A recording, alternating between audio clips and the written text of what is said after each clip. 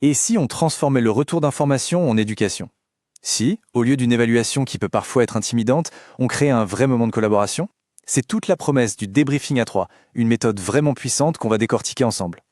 C'est la grande question, n'est-ce pas? Comment faire en sorte que le feedback devienne un véritable levier pour progresser, et non une critique qui peut paralyser? Comment on passe du jugement à un accompagnement réel? Eh bien, l'approche qu'on explore aujourd'hui, elle renverse complètement la table.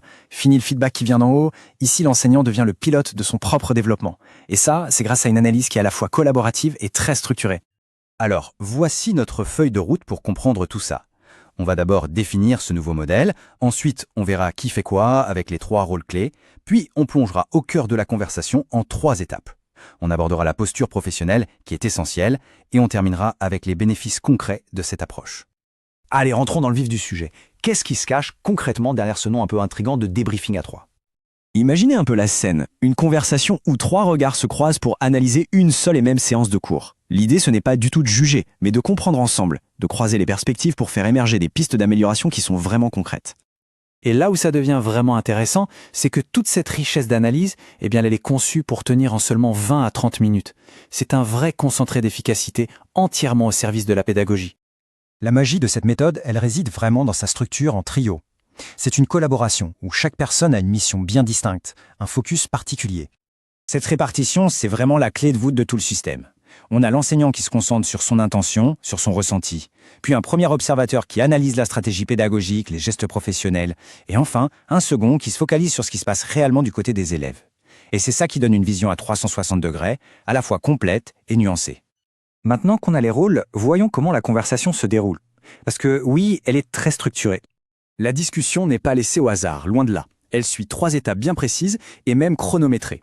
On commence par l'analyse des faits, de manière objective. Ensuite, on explore les ajustements possibles. Et enfin, on se projette vers l'avenir. C'est une structure qui garantit qu'on va droit à l'essentiel. La première étape est absolument fondamentale. On ne décrit que ce qu'on a vu, sans aucune interprétation, sans aucun jugement. On ne dit pas « c'était bien » ou « c'était raté ». Non. On dit plutôt « j'ai observé que ».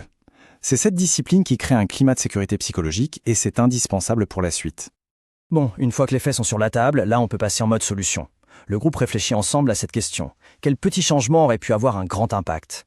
On ne cherche pas à réinventer toute la leçon, mais plutôt à identifier des leviers d'action qui sont concrets et accessibles.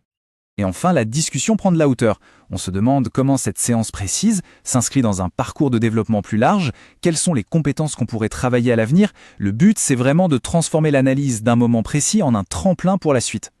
Alors évidemment, pour que ce processus soit efficace, il faut que tout le monde adhère à des règles du jeu, à un ensemble de principes partagés. Ces principes, ce sont un peu les garde-fous du système. Ils garantissent qu'on reste toujours dans un équilibre entre bienveillance et exigence. Ils assurent que l'enseignant reste maître de son analyse et que l'on évite le piège des conseils non sollicités, du fameux IACA faucon. C'est ça qui crée la confiance et qui permet une vraie collaboration. Alors, au final, pourquoi adopter ce modèle qui est à la fois structuré et collaboratif? Quels sont les vrais bénéfices? Le principal bénéfice, et de loin, c'est de sortir de la logique du feedback ponctuel. Avec cette méthode, on installe une véritable culture de l'amélioration continue, où chaque enseignant se sent plus compétent et où, en même temps, l'équipe se sent plus soudée. Et ce qui est génial avec ce système, c'est qu'il est flexible. En faisant tourner les rôles d'une session à l'autre, chaque participant expérimente les différentes facettes du processus. On développe ainsi une empathie et une compréhension beaucoup plus fine du métier d'enseignant. Finalement, et c'est peut-être le plus important à retenir, le débriefing à 3 ne donne pas de réponse toute faite. Il offre de nouvelles perspectives. Le but, ce n'est pas la prescription, ce n'est pas de dire « il faut faire ça », c'est d'équiper chaque enseignant d'un nouveau regard sur sa propre pratique, un regard plus riche et plus nuancé.